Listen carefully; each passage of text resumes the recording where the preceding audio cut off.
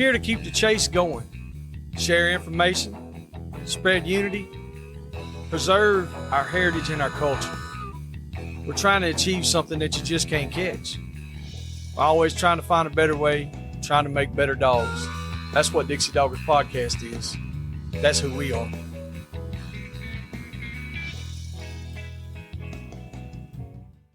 This episode is brought to you by Rankin Ranch 38 Cattle Company. Marc Rankin specializes in Brahma and Brahma Cross cattle in Oglethorpe County, Georgia. You can contact him at 407-832-2077. 407-832-2077. This episode is also brought to you by Phil Wilson of UC Hunting Properties. If you're buying or selling land, farms, or hunting property, these folks know land. You can contact him at 678-791-3483, 678-791-3483, or visit his website down below in the description. All right, everybody. How we doing? I hope y'all are doing as well as we are. Nathan and Joey here. Yes, indeed. Doing it again. We're here with our segment with Mr. Bob Plott, Strike and Stay. I'm telling you, y'all keep on listening to this man right here and just absorb all this knowledge like a sponge and put it to use. That'll be the main thing. Absorb it and put it to use. So I'm going to turn it over to Mr. Plott. Mr. Bob, it's all yours. Go ahead. Well, thank you so much, fellas. It's always a pleasure to be with you. As I tell you every month, it's an honor to be doing anything with you guys. I love what you're doing. And after an introduction like that, I probably know what to say, but I'll give it a go. But I appreciate it. Yes. Well, you know, we had talked last month, I guess it was, or I think probably the first 2 months that we did this. We talked a little bit about, or I kind of talked about emphasizing that I was hoping as things went along, we would get folks, our listeners, you know, from all over, wherever, to contact us, because we want this to be their broadcast and want them to be able to suggest things that they'd like to hear and know more about. And of course, I've got plenty of stuff I can talk about all the time, but you know, I want it to be relevant to them and stuff that they enjoy. So anyway, I was glad to get a message a couple weeks ago, I guess it was, from a fellow over in East Tennessee by the name of Cody Godwin. Oh, yeah. And I've never met Cody personally, but I've exchanged a lot of messages with him and emails and whatnot. And he seems like just an awesome fella, and clearly he is superb hunter and houndsman. I tell you, and then of course when he told me that his mentor, or one of his primary mentors, is Ira Jones. Yeah, well, that's all it took for me, man. Anybody that's getting that's the guy that you got to listen to right there, man. That's the master right there. So yeah. If anybody that's getting their information and their guidance from Ira is doing good things, because he's on the right track. But anyway, he said that he'd come up with this idea. He said that he'd like to see us maybe once every quarter, or however, you know, whenever it fit in the schedule of the podcast, that we focus on one of the old time famous Plott dogs. Yeah. That was kind of the foundation for the many great dogs of the day. And he indicated, he said, you know, we'd like to learn more about, he said he felt like he would, and he felt like a lot of people would like to learn more about them and you know, who they influenced and why they're so important even today. And, you know, I thought about that and I thought, wow, you know, I like that idea. And then we talked about it a little bit more. And, you know, he said, for example, you know, I told him, I said, well, you know, I like, you know, what you're throwing down there. I said, there's a few, you know, just come to mind right off the top of my head without even having to think much about it. But, you know, you think about two of the very first Plott hounds registered back in 46 with UKC was Plott, Scott, and Dan. They were registered by Vaughn Plott. Mm-hmm.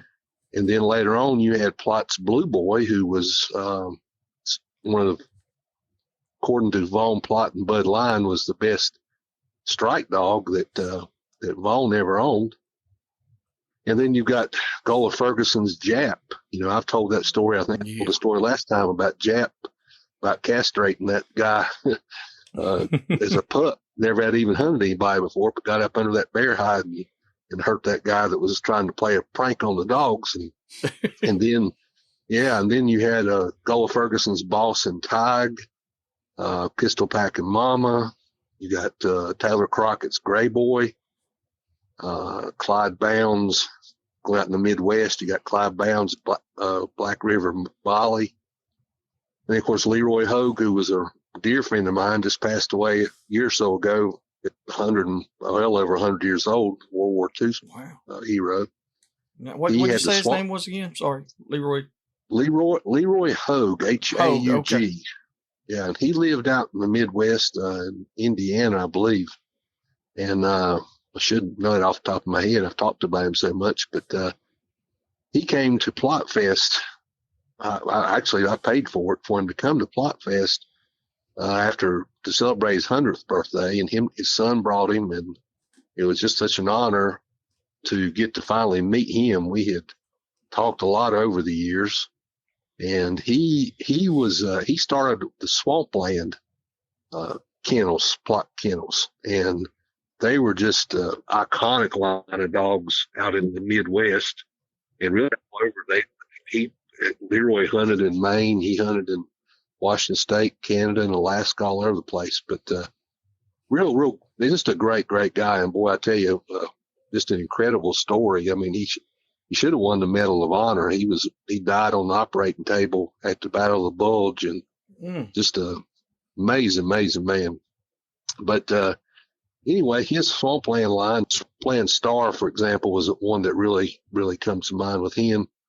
And then, of course, everybody's heard of the Cascade line of dogs, the big timber dog. A lot of controversy with that dog. That was a dog registered by Doyle DeMoss that he said he had bred. Maybe he did, but some people believe it was some other origins. But wherever it came from, it was a heck of a dog. And I think Oliver Smith ended up with the dog at Knoxville at some point, paid a lot of money for it. And that went into the East Tennessee line that, gosh, the guy's escaping my name now, but the great White Hollow dogs, Gene White Hollow dogs. Yeah, they were another great, you could do a whole series just on those dogs. And then you've got, of course, Everett Weems. You got, Plott's Puny, and Frank Melton's Battle Cry, and Isaiah Kidd's Daisy, and Isaiah Kidd's Rock, and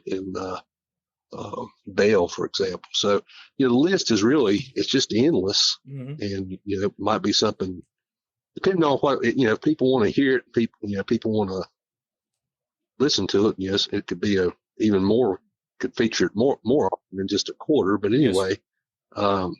I thought it would be something we definitely want to do soon. Yeah, I agree. I think that would be very interesting.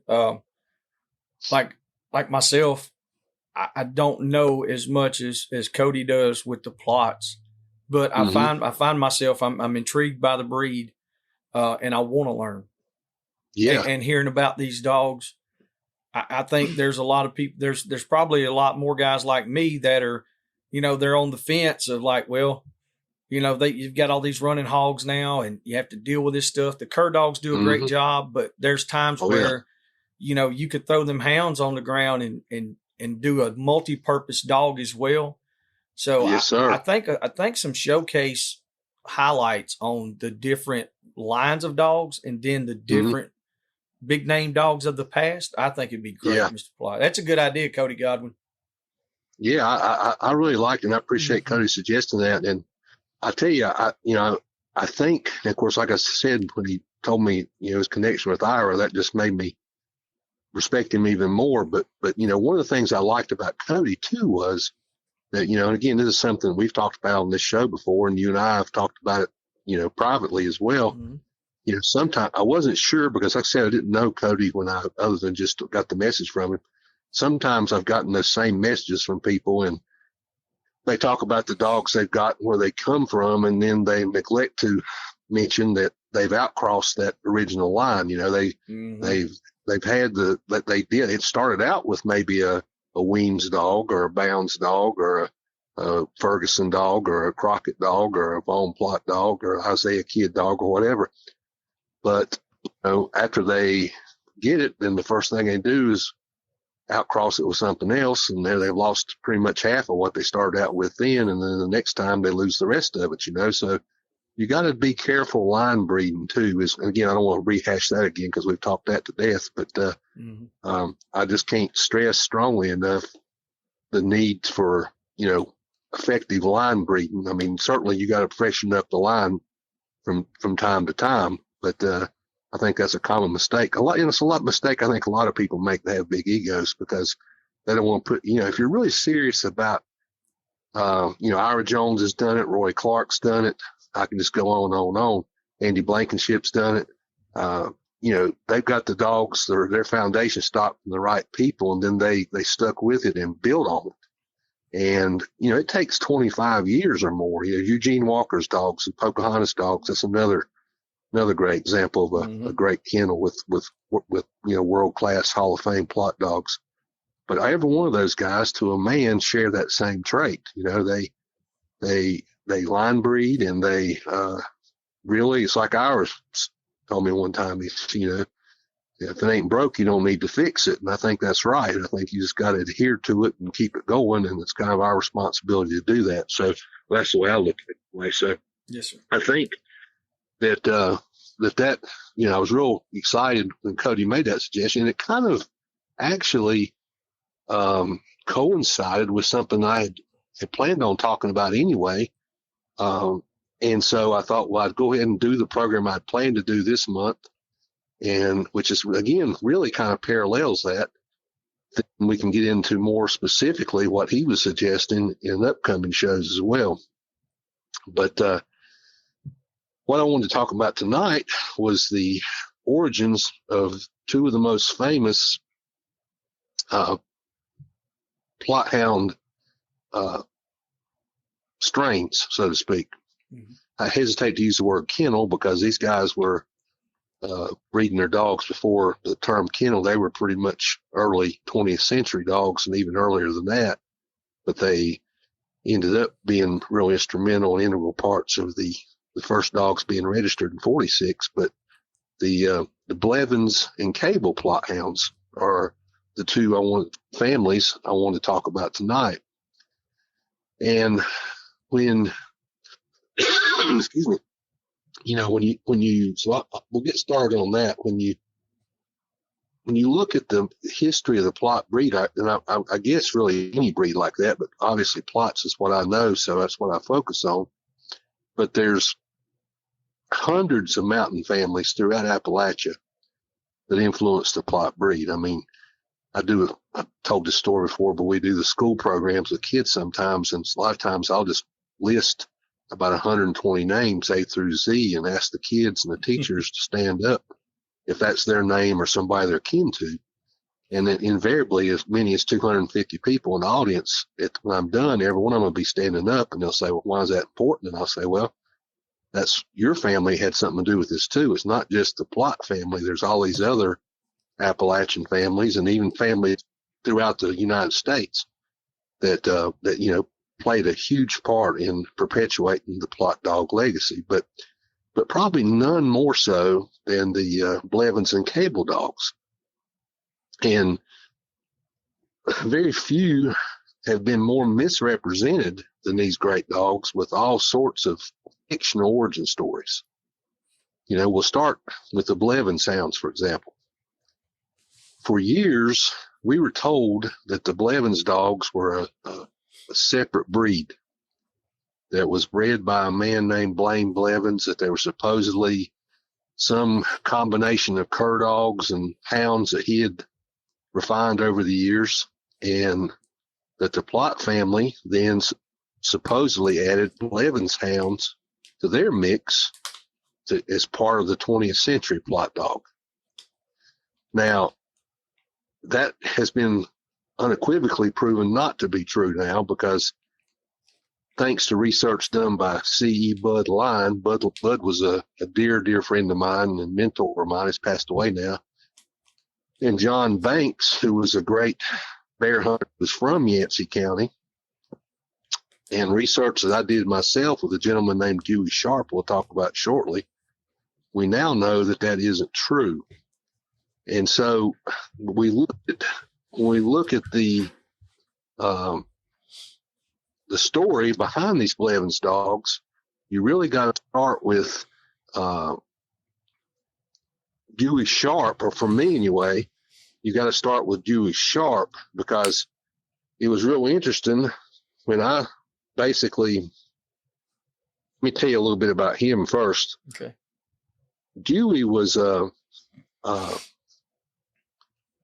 he was an old time mountain man, and he lived in Graham County, North Carolina. And I met him, I guess it was in 2000. It was in the early 2000s, and he was in his early 90s then, and he was still hunting. Wow. And oh yeah, man, he was top notch and great Plott man. And Dewey had worked as a logger. A friend of mine named Marshall McClung, who worked for the Forest Service there in Graham County, said that, and very few people knew that area better than Marshall did. He was just in awe of Dewey. He said that, Dewey was just force of nature, so to speak.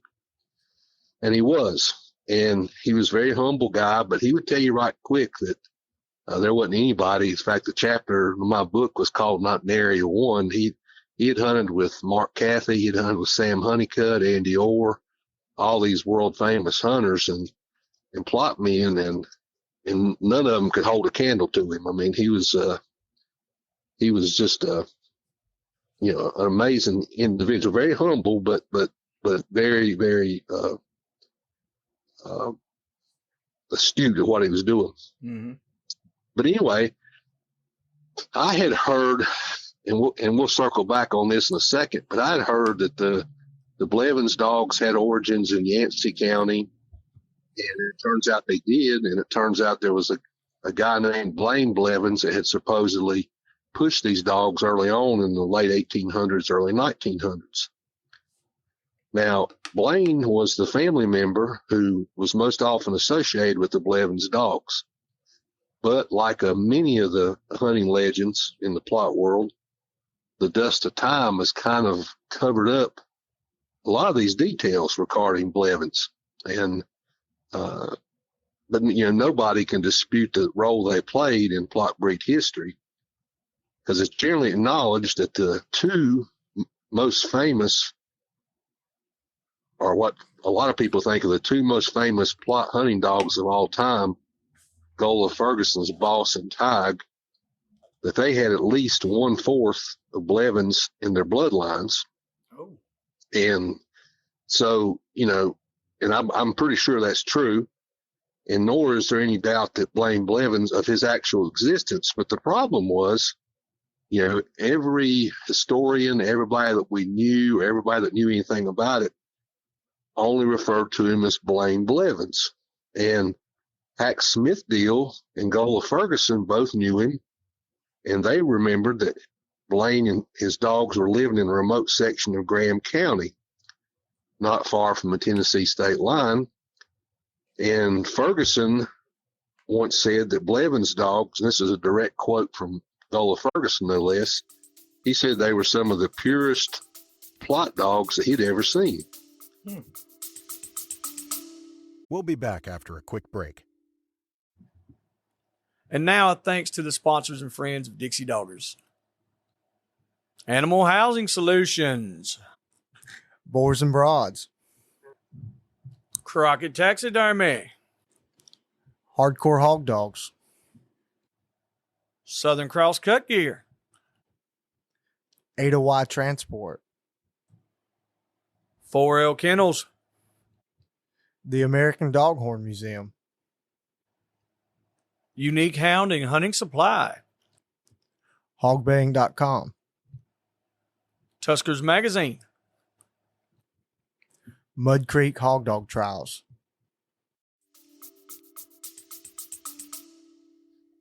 So a lot of people were thinking, okay, Goal was saying they were Plott dogs, but other people saying they may have been a separate breed. But but calling him the Blevins dog, I think, is somewhat of a misnomer. Many historians believe that Blaine originally obtained his dogs from Montreal Plott and line bred them closely to keep his bloodlines as pure as possible, just as Gola Ferguson described. So that's what really first got me looking into it, because that made a lot of sense to me. Now, other breed scholars claim that the Blevins dog was a totally separate breed that was made up of several bloodlines, including mountain curs with some Plott mixed in somewhere in different places. But when I met Dewey Sharp, I knew he'd been in Graham County his whole life. I knew he'd hunted with all these people. So I knew that if anybody would know, he would.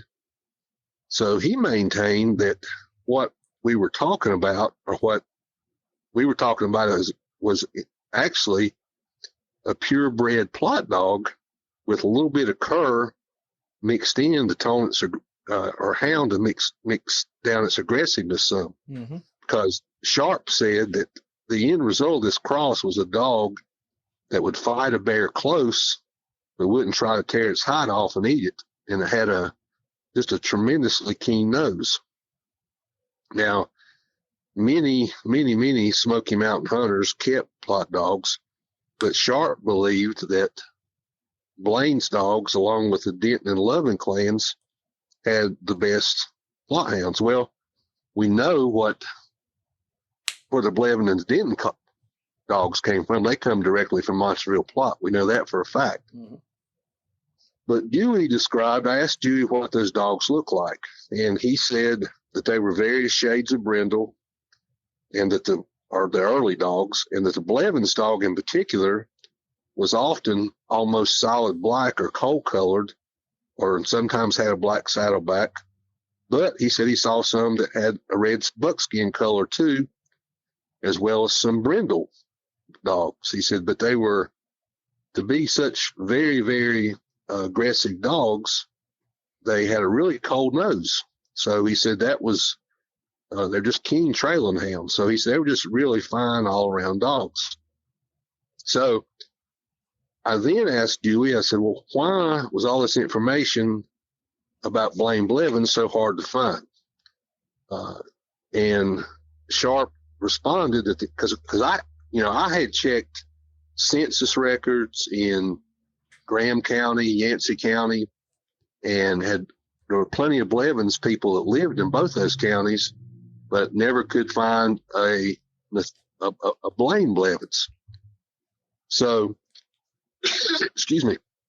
So I asked him, I said, why was the Blaine so hard to find? He said, well, the answer was simple. He said, first of all, he said his name was actually Nathaniel Blaine Blevins. He said Blaine was his middle name, and said sometimes he went by that and sometimes he went by Nathaniel because he wanted to keep a low profile, because he was well known for several things.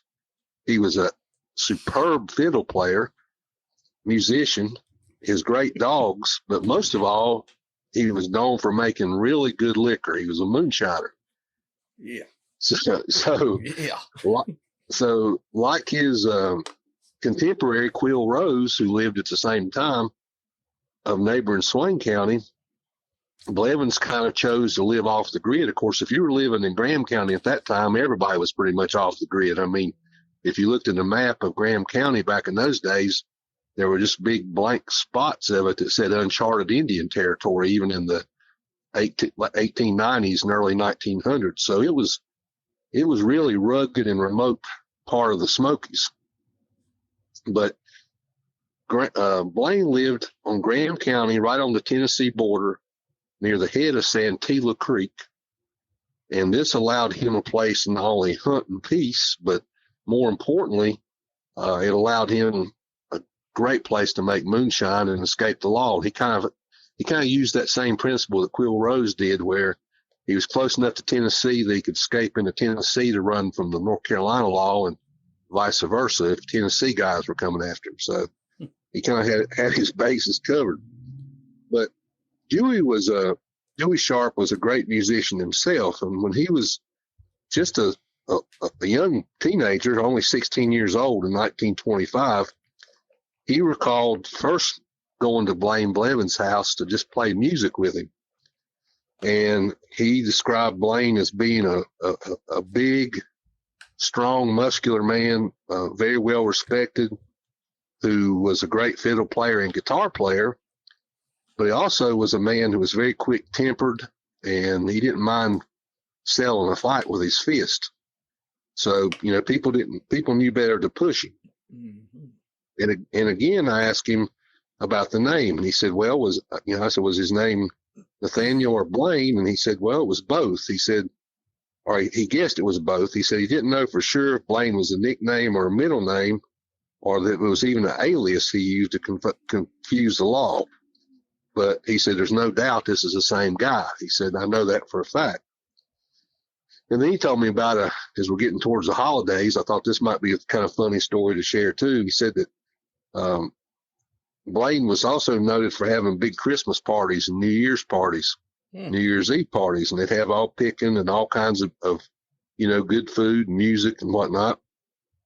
And he evidently was a bachelor. He lived in like this remote cabin, and he let the dogs stay in the house with him most of the time, especially when it was cold.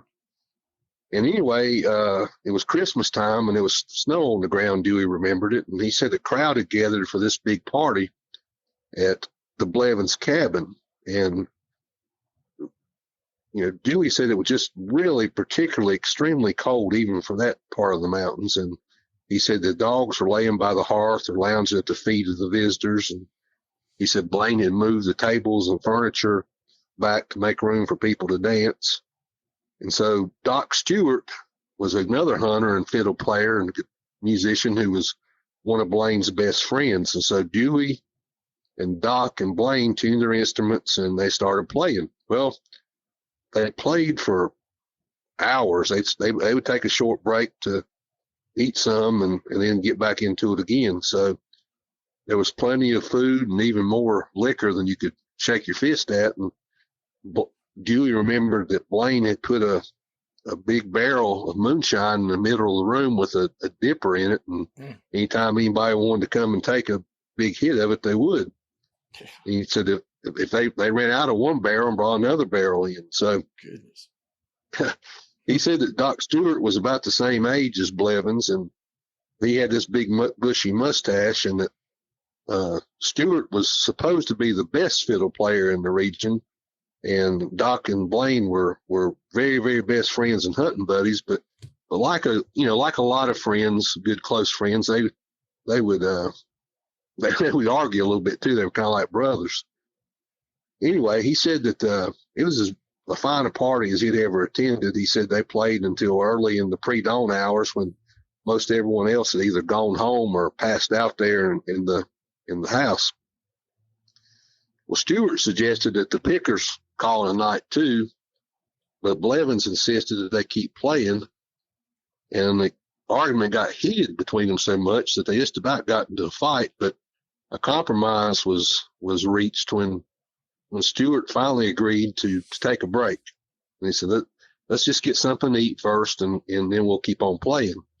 Well, the only problem with that was there wasn't much food left, and but Stewart managed to find some cold cornbread and, of all things, pickled ramps to eat. I don't know if you know much about ramps or not, but they're kind of like mountain wild onions, but a whole lot stronger, man. I mean, you eat ramps, people will smell them on you for the next 3 days. I mean, they are stout.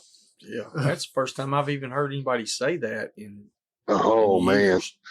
Yeah, they have a festival in Waynesville called the Ramp Festival every year. There's several places that do it, but it's one of those things. If you know how to use them in the food, you can spice it up pretty good. But boy, if you just it's not like an onion. It'll go. You can lose it after a while. But man, the kids and the old mountain kids would eat ramps, so teachers would send them home from school because they couldn't stand to be in the class. But anyway,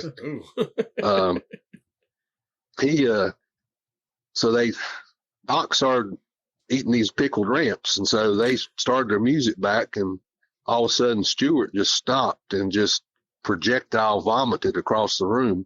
And Dewey said that the stink was just overwhelming. He said he'd been to the dirtiest hog pens in the world. It smelled a lot better than that. He said it was so bad that the dogs even got up and left and ran outside to sleep in the snow. But anyway, that was kind of his take on, just a side take on that. Now, Dewey had planned on taking me to actually see. He said there was remnants of the house still there. Unfortunately, we never got to go to the house because Dewey died at the age of 98 right before that. So it was really a shame. But back to the whole story of this thing, though. So it goes back to the question again. Then so many people were asking the question about, okay, what were they? I mean, because like I said, Bud Line, I'll back up again on this. Graham County, as I said, was a hotbed for the Plott breed dogs in the late 1920s. And, certainly you have John Denton, Sam Lovin families, Marshall Bell, Jack Dillard. All of those men had obtained dogs directly from Montreal Plott. We know that for a fact. I've interviewed a lot of them, or their relatives. And this kind of coincides with what Von Plott had talked about in 1973 and 1976 when he talked about the multitude of mountain bear hunters who rode into Plott Valley on mules or horses in the late 1800s and early 1900s to get Plott pups from his father, Montreal Plott. He said that they called that the toe sack network, and Vaughn described it this way. He said, I've seen them come from mule and horseback from sections all over these mountains, Robbinsville, Bryson City, Murphy, etc. Excuse me. And he said in the mid-1960s, Vaughn provided a short list of folks in the toe sack network to Bud Line. And the roster of these people included the Dentons, the Evans, the Cruz family, the Wells family, the Reese family, the Hannas, the Phillips, the Cheeks, the Monteiths, the Wiggins, Parkers, Lovins, Orr, and Rose families, and most notably, the Blevins and Cable clans. So that brings us back to the Blevins. So Line concurred with the assessment of Dewey Sharp and John Banks. John had been raised in he hunted and bred Plott dogs in eastern North Carolina for more than half a century. He was a lifetime member of both the MPHA and the American Plott Association, and he played a big role in getting the Plott dog recognized as the official state dog in North Carolina in 1989. John, he was a great guy, but he was even though he lived in eastern North Carolina, he was a native of Yancey County, and he spent a good deal of his youth in the late 1940s bear hunting in the mountains up there. And he said that he never met Blaine Blevins personally, but he knew of other Blevins family members there, such as Zach Blevins, or Zachy, who had obtained dogs directly from Blaine. And Banks said that the Blevins dogs were, his description pretty much coincided with Dewey's, but the dogs he remembered were more brindle, various shades of brindle, mostly dark. He said some were also completely black or had black saddlebacks, were brindle trim, but he remembered us being really, really vicious, fiercely loyal, and protective of their masters, and really having that especially cold nose for such a greedy dog. But anyway, Banks believed that it was Blevins who had originated the Blevins line after first obtaining his Plott's foundation stock from Montreal Plott in the late 1800s. Now, this coincided with what Dewey said too, because Dewey was a native of Graham County, and he remembered when Blevins came into the county.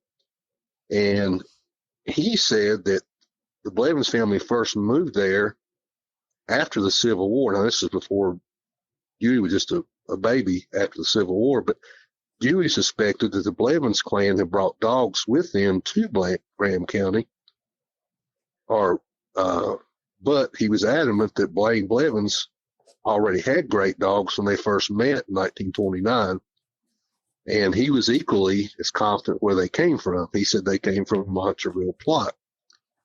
Now, Hack Smithfield of East Tennessee, who's one of the legends of the Plott breed, he also recalled that Blevins and his dogs were living in that remote section of Graham County, and as did Gullah Ferguson. So that kind of takes us back to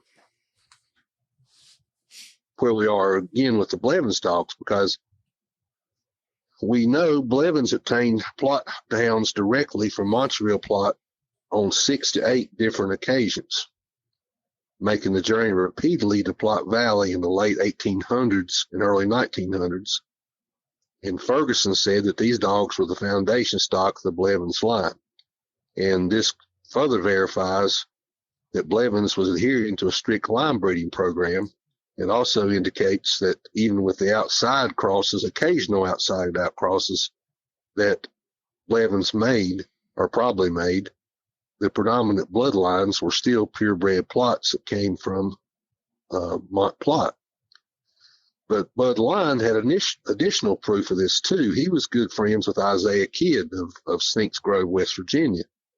And Bud told me that Kidd remembered receiving a brindle Plott pup from a Blevins family member when he was only 8 years old in about 1890. Mr. Kidd was told that the Blevins man had moved to West Virginia from his home in western North Carolina to find work in the logging industry back in those days. And he further added that Blevins had acquired the pup directly from the Plott family in Waynesville, North Carolina. And this further indicated that the Blevins family were purebred Plotts. So all this, excuse me, when you start putting the puzzle together, so to speak, you know, all the pieces fit. Now, the picture's getting clear because by the 1890s, even into the late 1940s, you're starting to see some newspaper articles about this. In October 30th, 1948 edition of the Beckley Herald newspaper in West Virginia tells of a very famous local bear hunter by the name of Lonnie Blevins, and his dogs being joined on a big hunt with friends from Graham County, North Carolina. So this further substantiates that Blevins, North Carolina Plott hound connection. But, you know, again, going back to what I said before, it's still, until I found Dewey Sharp and he explained that Blevins was basically a moonshiner living off the grid, and why he wanted to keep such a low profile was why he didn't take more credit for some of this stuff. Yep. And so that was, you know, so you got these strong arguments made by literal breed legends like Gullah Ferguson, Von Plott, that these dogs were mostly purebred Plotts obtained from Mont Plott. And these reputable sources, their extensive knowledge, their pedigrees, scores of old-time handwritten pedigrees. I mean, I've told you about that before. Yes, sir. I've got handwritten pedigrees that's got, you know, Blevins dogs, cable dogs on there too. But, you know, did the Blevins family, as Sharp suspected, bring the dogs with them to Graham County after the Civil War? Mm-hmm. And if they did, excuse me, you know, what were their bloodlines? Were they mixed breed mongrels, or were they a real carefully restrained, strain developed? So we now believe that it seems more likely that they never brought dogs with them at all, and that they obtained their dogs instead from the Plott family, or at the very least line bred their own dogs religiously to Plott hounds, purebred Plott hounds. So, you know, based on the information there, that makes the most sense to me. But we have another kind of wrench in the gear when a real well-known Midwestern Plott breed legend by the name of A.F. Staninga, again, he was an esteemed dog breeder from Iowa, Michigan. Now, he believed that the Blevins dogs were a totally separate strain, refined and developed entirely by Blaine Blevins with no help whatsoever from the Plott clan. And he pretty much described the dogs the same way these other guys did, but he was also part of this contingent that I've had some problems with over the years that were adamant in their beliefs that the Plott family dogs were, in his words, headed into obscurity in the 1920s and were fading fast until Gola Ferguson infused the Plott dog into the Plott line in 28. Now, you could give some credibility to that. However, when you start looking at the actual numbers, he made these same bold statements. There was a small contingent of people that said that Vaughn didn't even, wasn't even breeding dogs then, wasn't even hunting dogs then, but I've disproved that too, because Stinga made these bold statements in the 1947 magazine article entitled "The Plott Hound" that was published in Bob Decker's Plott Digest. And this same article was later reprinted in the 1959 MPHA yearbook. Now, as I mentioned before, that MPHA yearbook of 1959 had 10 different origin stories of the Plott Hound, and all 10 of them were different. So that tells you how credible that was. But Gola Ferguson strongly contested this theory. I mean, he said this was just total BS. He credited the Plott family repeatedly with getting him started in the dog business, and with a lot of these other folks too. And despite this gentleman's claims, you got to know for sure that the Plott family's dogs were stronger than ever between 1900 and 1950. Most of the first dogs registered in 46 originated from Plott family kennels and UKC records, no less. Now keep this in mind. This is UKC records indicate that the Plott clan registered at least 50 Plott hounds between 1946 and 1950. They registered them, their own dogs. Mm-hmm. I've got the papers. I've got the UKC numbers. So to say that they were obscure or non-existent at that time is complete hogwash. Yeah. Vaughn Plott brought at least 22 of his own hounds on 3 different trips to Michigan to hunt between 1946 and 1949. And I've got 22 at a time on a hunt. Yeah. And so I'm not saying he hunted all of them at the same time, but he took them to Michigan with him over 3 years. So that sounds like us. We show up with a bunch of them. Yeah, and I've got hunting licenses and letters from people all over the country thanking him for taking them hunting, thanking them for helping them get their first bear and all that sort of thing during this same time period. So anybody that says the man wasn't hunting and didn't have dogs is completely an idiot. But you've debunked that. I mean, just by going by what, like Gola saying that he credits them for doing it, for getting him started in. I mean, why wouldn't you listen to them? Yeah. It's coming straight out of the horse's mouth there, regardless of what someone else, the claims they're making. That's just yes. I see where you're going with it. So, like I said, a lot of this is new to me, and I'm putting it all together as we're going. So I'm not biased, and I haven't researched a bunch of it. I wanted to get this fresh as we done it. And I appreciate that. That's just one of them things there. It's like, how could it be anything else? Well, and I think, I think any rational person that looks at this, and again, they got us, I mean, whether you like me, hate me or not, whatever, I can prove, substantiate, document, have verification of everything I'm saying. So, and I'm not taking anything away from Mr. Stinga, because he was instrumental in getting the Plott breed recognized by the UKC in 46, especially in the Midwest. But I think it just offers a new perspective on the Blevins legacy, because a lot of people have just, even to this day, swear up and down that, well, there was even arguments at some point, excuse me, about, whether or not when the dog was registered in 46, whether they should be called Cable Plott hounds or Blevins Plott hounds, or not even have the Plott name in it. So it should just be one of those two names. So Wow. I think that's, foolish and has been disproved anyway. So, but anyway, I think the bottom line here is when you look at the Blevins story, it's a little bit more convoluted and a little bit longer to get around. But when you start putting all the pieces together, you certainly see that I think it makes sense, and that I believe, nobody will ever know for sure if he brought dogs with him to Graham County or not. He may or may not have. But whether he did or not, it's clear that he got the first true Plott dogs of his from Montreville Plott and Gola Ferguson and people like that. And he continued then to breed them himself. So, and stuck to the line breeding program. So he liked what he was getting there. And so I don't think there's any doubt about that. So I think we can pretty much disprove or debunk that myth that they were, the Blevins dogs were a separate strain of dogs. Mm-hmm. Now, the Cable connection is a little different, but it's also one that's is a little bit easier to track, and it's no less, but it's entirely different in other ways than the Blevins story, but it's no less interesting, I think.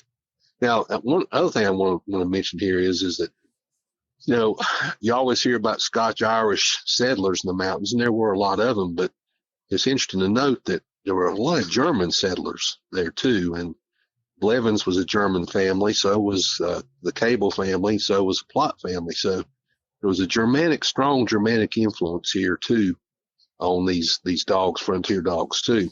But the Cable story begins with Caspar Cable. He was born as we spell it Caspar, Cable, but in German spelling of it Kaspar. But he was born in Germany in 1753, and he first came to America in 1775 as a conscripted soldier, hired to fight for the British in the American Revolution. He was a Hessian soldier. I don't know if you've heard about them, but they were German mercenaries called Hessians. Mm-hmm. And most, I contradicted myself here for a second. Many historians mistakenly refer to the Hessians as individual guns for hire mercenaries. They really weren't. They were actually German military units, very high level military units, kind of like special forces, who the British found that were better to fight for them and easier to fight for them for military assistance than it was to recruit their own citizens. So in one sense, they were paid for hire soldiers, but they were basically subcontracted by their own government because not just freebooting pirate mercenaries. So kind of contradictory sounding, I know, but that's the truth behind that. Mm-hmm. But the Hessian name comes from the German state of, I'm not sure if I'm pronouncing this name right, but it's Hesse-Kassel, where there were probably more than 40% of the 30,000 soldiers were born. And these guys were just really fierce, well-disciplined warriors who, although they served for the British, fought together under their own units, under the German flag and under German command. Well, Cable was one of 900 of those troops that was captured on Christmas night, 1776, at the Battle of Trenton. And they were caught by surprise when George Washington and his Continental Army made that famous, everybody knows the crossing. If you've seen the painting of Washington crossing the Delaware River in the freezing weather coming out of Mount Valley Forge. So Cable was captured during that fight, and as a prisoner, he returned to British service in 1777. And he fought in a lot of battles. They were highly respected by the Americans too. Excuse me. And they were so highly respected, as a matter of fact, that George Washington issued an order that any of the Shermans that would defect and join the American army he would offer them a large parcel of land, 2 pigs and a cow for American citizenship. So young Casper, he couldn't resist that order, and he then became he deserted the British Army at the Battle of Charlestown in 1779, which was a pretty gutsy move because he could have been hung if he had been caught. But anyway, he joined the American Army, fought with General Nathaniel Greene, and served with Greene for the remainder of the conflict. Now, after the war ended in 1783, Cable married Elizabeth Baker, and they settled in the Piedmont of North Carolina. And he and his wife eventually had 12 children, including 6 sons. And then they moved to Wilkes County, North Carolina in 1790, and that's in the mountains here now. And by 1800, he had acquired about 150 acres of land in Dry Run. It was a tributary of the Watauga River at Hodges Gap, not far from the Tennessee border. Now, this was prime hunting country. I mean, I'm talking about it was abundant with all types of wild game, from cougars to bears, and it was technically still Cherokee country. And so by then, the Cables, by all accounts, were already very, very highly respected hunters and frontiersmen. And they already had dogs. They were kind of like the Plott family. They were already getting some recognition for their dogs. Now, no one knows for sure what the exact origin of these dogs were, but based on the family history, some quotes I'm going to share with you in a second, it's my belief that they were probably mixed breed cur dogs. We don't know that, but that's just kind of pretty much educated guess. 3 of Casper's sons also fought in the War of 1812, and that kind of continued to refine their hunting and shooting skills. But regarding the Cable dog connection, we'll jump forward to Samuel Cable, who was the 5th son of Casper, and he then was born in Ashe County in 1796, along with his son, Sam, along with his son, John Cable Sr., were 2 of the biggest proponents of the early Cable dogs. Now, these guys were like a lot of the frontiersmen. They were always searching. They never were too happy too long when if a house got built close enough to them that had smoke, they could see smoke, they wanted to move. And so they moved to, Samuel Cable moved to Cades Cove, Tennessee in 1825. And the first of his 8 children, the most famous one, John Baker Cable, was born in 1828. Now, in 1835, Sam moved his family across the mountains in North Carolina and became one of the earliest white settlers on Hazel Creek. Now, Hazel Creek is now in Swain County in the Great Smoky Mountains National Park. And if you remember, Hazel Creek's also the site of the great 1935 Hazel Creek hunt, ironically. Mm-hmm.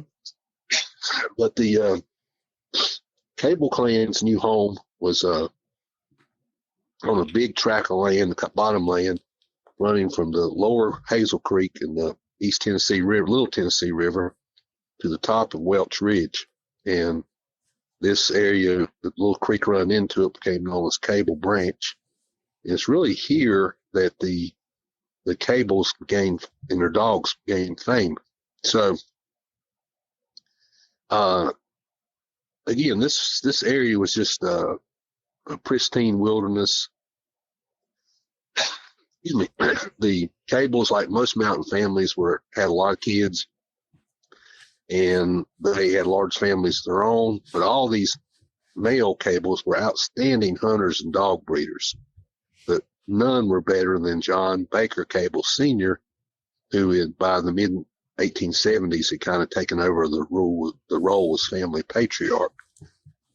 And so he really loved nothing better than hunting and running the family dogs. And he later married, and they had 9 children, and including every one of the boys were superb hunters, but it was his 6th son, John Cable Jr., who became the famous of them all, and he became known as Little John. And he was born in 1855, and there's numerous pictures. I've got a picture of Little John and his dog Coley, and these Cable dogs were big dogs. They were almost mastiff looking dogs. They had a hound look about them, but they were bigger. They were just good looking dogs. But Little John and his brother Joseph were kind of the two best hunters of that family. Joseph was the older brother, so Little John really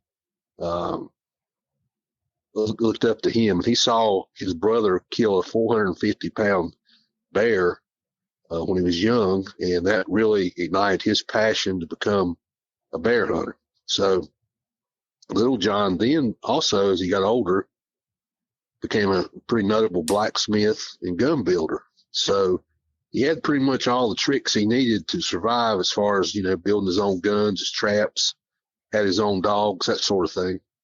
And he killed more than 100 bears by hunting behind his cable hounds. Now, he and his wife had multiple sons that were all notable hunters, most notably Fonz Cable, who was a World War I veteran. And I've got a great picture of Fonz with a German Luger holding a bear hide and with a photograph of Coley too, because the Cables loved that Coley dog, and every dog that they would get out of him, they would be Coley 1, Coley 2, whatever. But, I'd like to see those pictures. I think those are freaking awesome. Yeah, they are. Well, if you look at any of my books, most of the stuff's in everything I'm sharing with you is at least some of it, if not all of it's in all my books in some form or fashion. But anyway, the cable hounds were noted for their tenacity and what hunters called the tree power. And the term, of course, that term, you don't have to tell you guys what tree power means, but for somebody that doesn't know it, it's just the ability to bay and stay at the tree. And of course, I've told the story before about, they tell the story that the Cables were fiercely religious people. They hunted hard 6 days a week, but on Sunday they would that was for Sabbath, that was for church. But now they would hunt right up to midnight on Saturday night. And at midnight, if they had a bear up a tree, they would leave their dogs at the tree and come back and get it on Monday morning, expecting the dogs to still be there. Right. And one of their neighbors didn't believe that, and so he managed to tag along on a trip one Saturday night when they did, and he went back to the tree.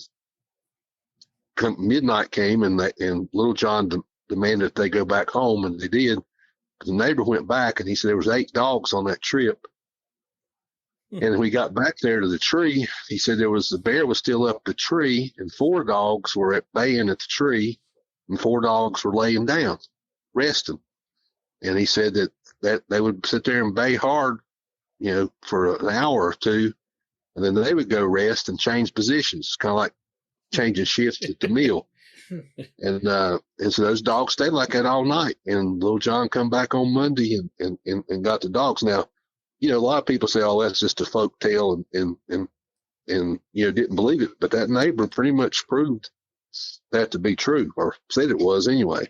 I honestly would believe it, especially with from that line of dogs and the history of that. And there's a reason why, and people thought I was full of it because I thought these other boys was full of it too. They would let their dogs go, and once it got dark, if they were baying a hog, because they were hog hunting, right up here in the national forest. I'm not going to call their name, but they know who they are, and they're some fine houndsmen. They are. They'd leave that dog all night, and we'd go back the next morning, and it wouldn't be. Most of the time, the dog was within 100 yards of where we left it, and it would still be there just as singing.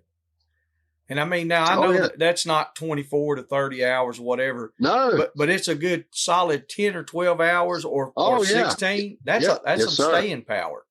Yeah, and, but you got that. Yeah, I mean that you can't ask for no more than that. Mine lasts about 20 minutes. Yeah. But anyway, back on to the story. I'm sorry. No, that's okay. But I'll tell you one more kind of tall tale they told about the Cables too. Little John had a really fine gyp, and he kind of, like a lot of bear hunters, he favored female dogs, but she had recently had a litter of pups, and she was locked in a barn stall nursing her pups, recuperating, from their birth. And so he was disappointed he wasn't going to be able to take her, but he knew it was her best interest to stay in the barn and rest. So he also knew he'd need to tie the dog to make sure she didn't jump out there and follow him. But somehow or the other, this Gyp just knew that her master had gone, and after a few hours, she somehow managed to get off her chain or rope or whatever it was, and the party had about a 2-hour lead on her. Now, this is where it gets funny and weird. This may be a folktale, I don't know, but they said that the dog somehow seemed to know that she had to find a way to make up her lost time. So there was all sorts of lumber railroads, narrow gauge lumber railroads there on Hazel Creek, and the Ritter Lumber Company had built these railroad lines deep into the Smokies to haul logs. And so they would go all the way to the top of the mountain, and they had huge flatbed cars that they would haul up the mountain empty and then go back down the mountain full of logs. Well, Little John Cable and his party were waiting for the engine or train to cross the track so they could go on over on towards Eagle Creek. And as the last empty car came up the line, Cable was shocked to see his prize Gyp sitting proudly on that last car. She had supposedly hitched a ride on the slow moving train and joined the hunt. Now, that may or may not be a tall tale. I don't know, but it's worth telling anyway. Sounds good. Yeah, it sounds good anyway. But there again, we go back to the original concept here. What were the origins, excuse me, of these dogs? I mean, how were they connected to the Plott breed? And, it's been debated that there's been it's been questioned, debated, argued for years and years and years. And the answer, I think, is simple. If you ever read Horace Kephart's book, Our Southern Highlanders, he talks about Little John Cable in the book, Quill Rose too, and he has actual quotes from Little John in the book, and so we'll go over that in a second. But they have been, you got to consider now, again, kind of reiterate, the Cable clan had been in America on the American frontier since the late 1700s. They were of Germanic origin. They took their dogs with them as they continually migrated west, exactly like the Plott family did. Now, these dogs apparently were a combination of breeds refined by the Cable family over several generations, just like the Plott family had done. But I believe, and most people believe, they were predominantly cur dogs. And if you look at the pictures of the dogs, their coloring, their conformation, it certainly verifies that or validates that point. They were, unlike purebred Plotts, the Cable hounds came in a kind of a wide variety of colors, sizes. Some of them all looked the same. Other ones didn't look anything like the other ones. I mean, some of them looked like Walker dogs. Some of them looked like Mastiffs. I mean, but they were stellar dogs. And I mentioned to you before, I've got handwritten pedigrees where the back line of that 7th-generation pedigree just mentions a Cable Gyp or a Cable stud or a Blevins Gyp or a Blevins stud, Mm-hmm. So anyway, but if you need a little bit more, to me, this again is still speculative, but if you want to kind of try to, I think, prove that point, you don't have to go any further than the horse's mouth, so to speak, in that Little John Cable himself was interviewed with this Horace Kephart in 1913 in his book, Our Southern Highlanders. And as you know, I'm sure Kephart had written, I don't know, probably hundreds of magazine articles in Field and Stream and everything else. And he had moved to Hazel Creek in about 1904, and really mountain people took a liking to him. I mean, so a lot of people criticize him, but I always say that, if he was good enough to go hunting with Quill Rose and Little John Cable, he was okay, because those type of guys didn't suffer fools lightly. So anyway, he had gotten to be pretty good friends with him, and he knew him well, and he, really respected them. And Granville Calhoun was an old man who also hunted with these guys, and I actually knew Granville when I was a little boy. I was 10 and Granville was 98. And I used to go see him and talk to him a little bit, and he further validated that Kephart was highly respected. So, like I said, these guys didn't suffer fools lightly. And like, if he could go hunting with Little John Cable and Quill Rose and Granville Calhoun, then I think he was pretty much spot on. But the interesting story here is that these old mountain men liked hunting with Winchester 3240s. They didn't like a power gun. John and Quill Rose called them power guns. And Kephart had a modern rifle. He was testing rifles for Field and Stream at that time, and he supposedly shot a bear. The bullet went through the bear and killed Coley, one of the Cable's favorite dogs. So, well, I say he wasn't. I take that back. He wasn't killed. That he was injured badly, but he recovered from it. So, at that point, once Coley was injured, Cable was not the least bit concerned as to whether the dog was still game or not. He said, "If this is a quote from Cable, he said, if he has his daddy in Mammy's grit, we'll find out tomorrow." So they just bandaged him up, and pretty much the next day he was back out there again. So, but Coley continued to just, according to Kephart, that she was just one of the finest or greatest dogs he'd ever seen, and or he was. And so he certainly licked his wounds, and he was back in the fight then the next day. But anyway, when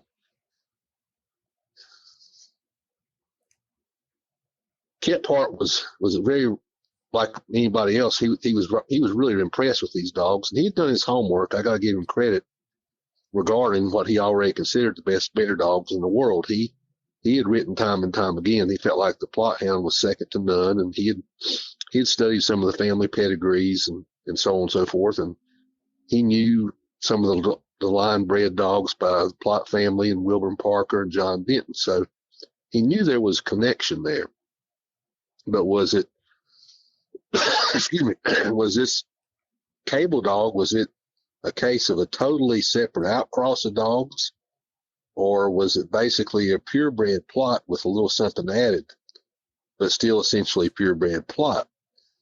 So Kephart answered this question basically for us, I think, when he interviewed Little John Cable, and he asked the question, and he asked the question exactly like this. I'll read it. He said, "John," speaking of John Cable, "are these dogs of yours Plott hounds?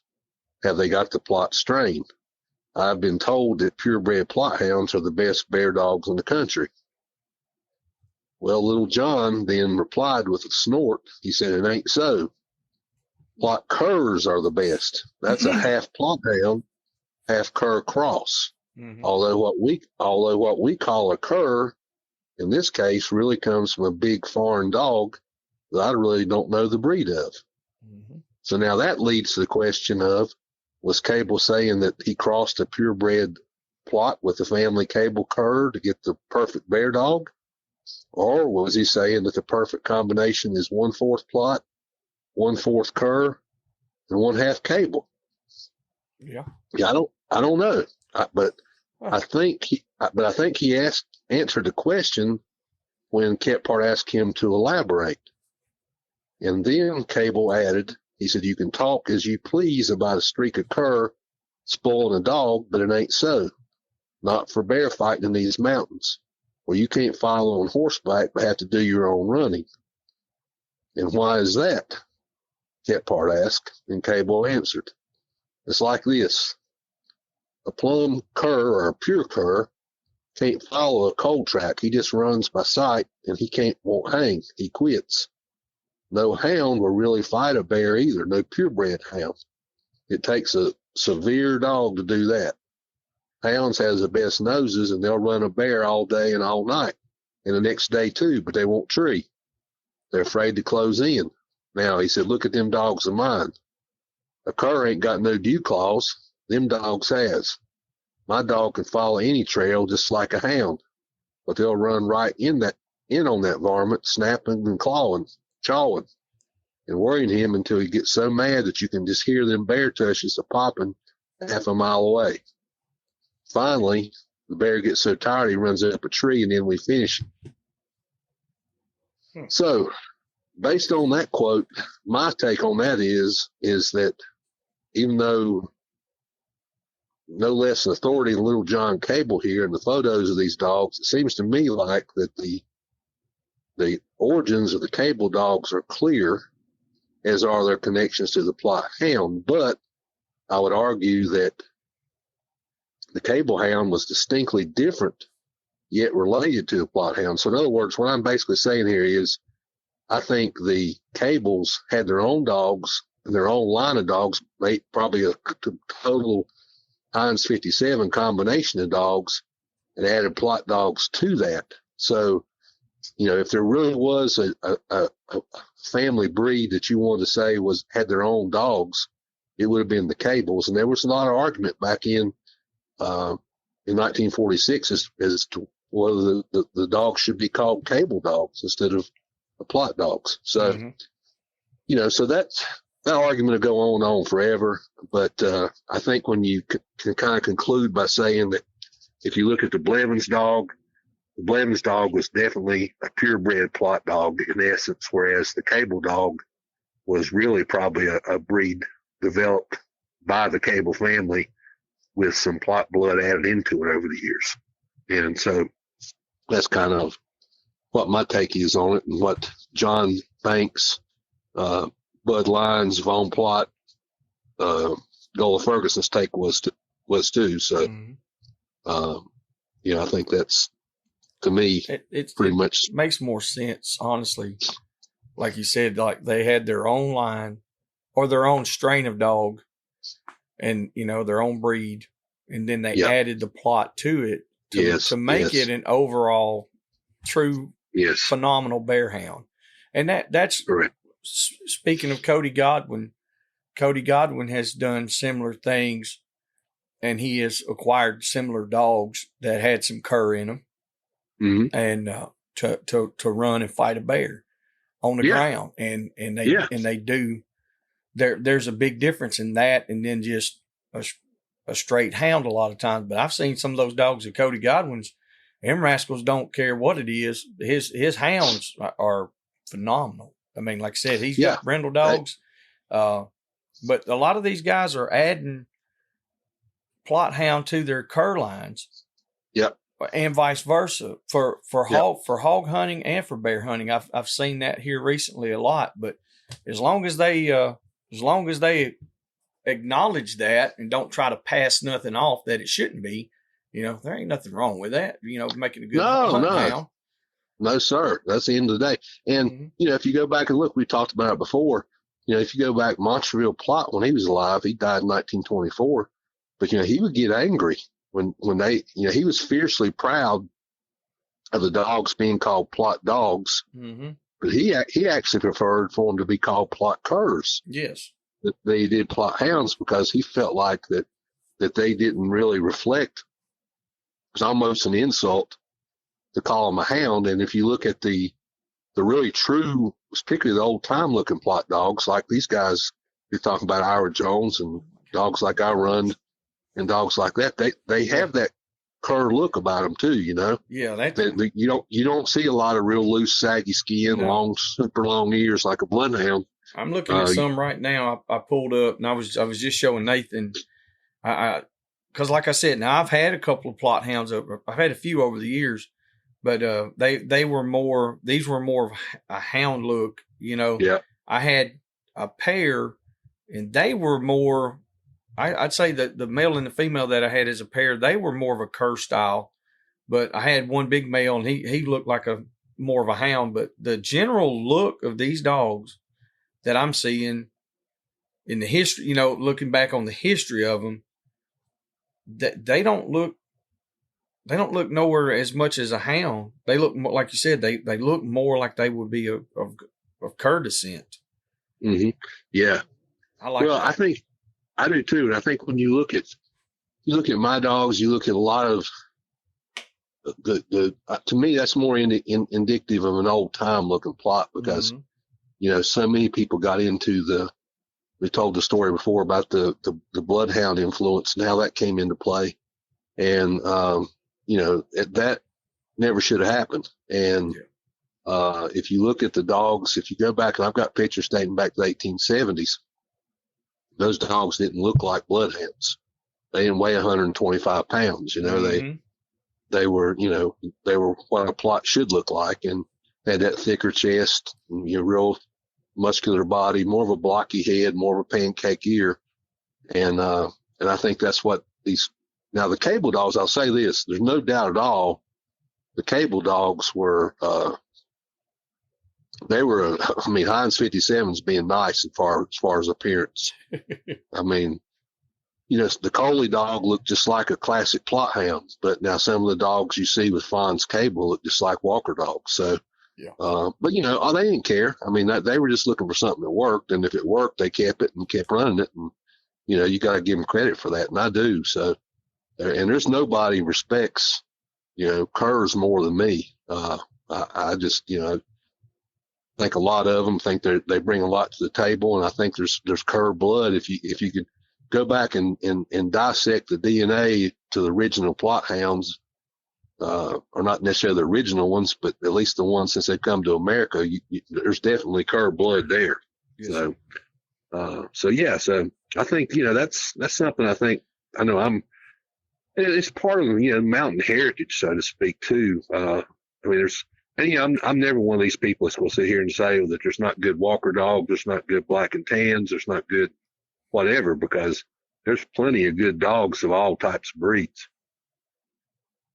Oh, yeah. But obviously for me, just a Plott hound is, my dog of preference because of my family and that sort of stuff. But I never ever disrespect another man's dogs. Like I tell people all the time, if you're happy with them and they're doing what you want them to do and you're feeding them, it ain't up to me to say nothing, That's right. I got, that's, as long as you're happy with it and it's doing what you want them to do, then God bless you. But, a lot of people try to get into that, this or that. Nah, I don't do that. But, so anyway, that kind of gives us our rundown for hopefully make a little sense. I know it kind of rambled on a little bit there, but it's a long story and it's one that takes a while to tell, but that kind of gives you that when you factor in those Blevins and Cable origins with the Plott family origins, that pretty much explains probably 98% of all the dogs registered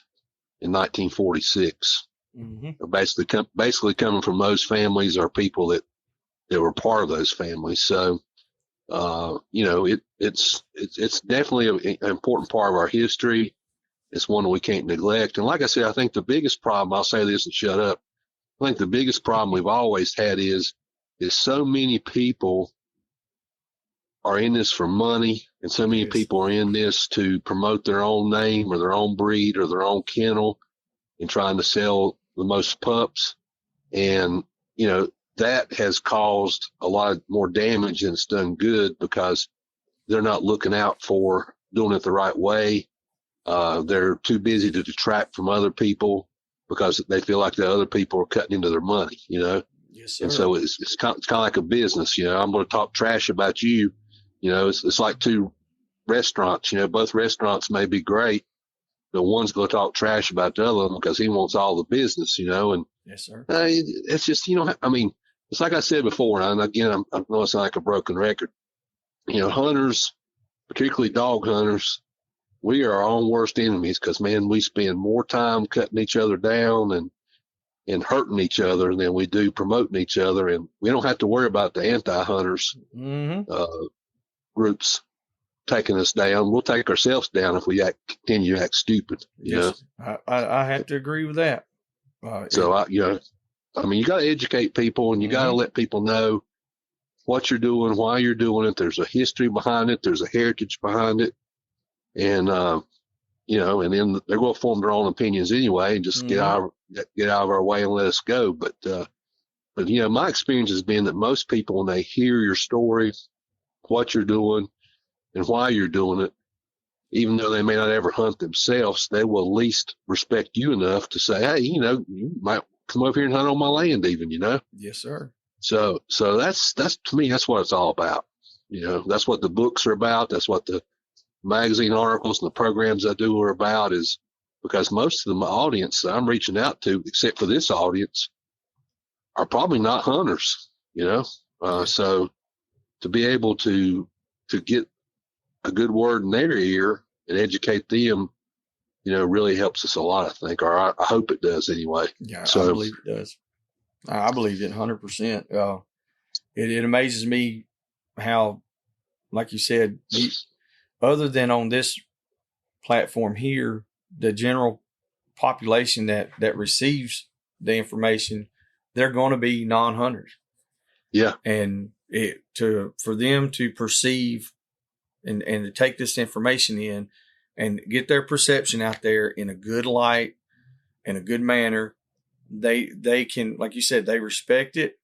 They know you've got so much history to go along with it. They know you're not just talking about running a bear around in a circle. Right. It's much more than that. So they were, like you Exactly. said, they respect that. And a lot of people will open up about that, and they'll be like, you know what? Hey, I can deal with that. And yeah, that's just a good way to inform people and to educate. Well, and that's been my experience entirely, because it's kind of like politics and that sort of thing. You can't change somebody whose mind's made up, and I don't try to. Mm-hmm. But I do feel like, and I've certainly had this experience. I mean, I've had people come to my programs who I know were coming there for no other reason than just to try to embarrass me, Mm-hmm.